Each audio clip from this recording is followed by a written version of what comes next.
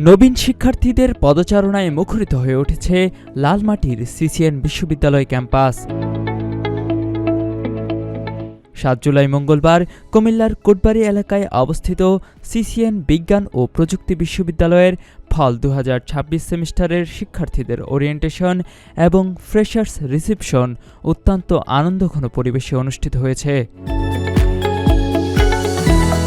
বিশ্ববিদ্যালয়ের practical shade কাম অডিটোরিয়ামে আয়োজিত এই অনুষ্ঠানে প্রধান অতিথি হিসেবে উপস্থিত ছিলেন কুমিল্লা বিশ্ববিদ্যালয়ের উপাচার্য অধ্যাপক ড.এম.এম. শরীফুল করিম।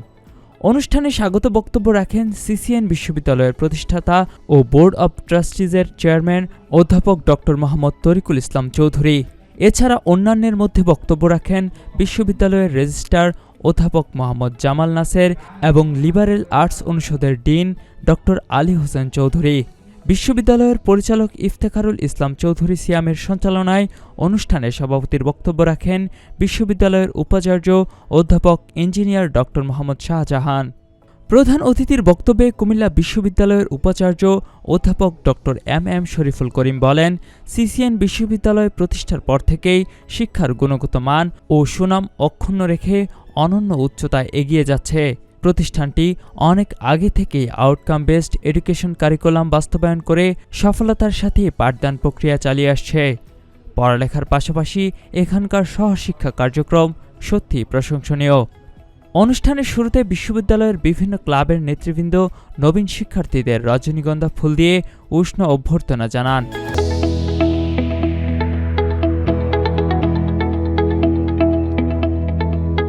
বর্ণাঢ্য এই আয়োজনে বিশ্ববিদ্যালয়ের বিভিন্ন বিভাগের চেয়ারম্যান, অধ্যাপক, শিক্ষক এবং কর্মকর্তা-কর্মচারীবৃন্দ উপস্থিত ছিলেন। অনুষ্ঠান শেষ হয় বিশ্ববিদ্যালয়ের কালচারাল ক্লাবের মনোমুগ্ধকর সাংস্কৃতিক পরিবেশনায়।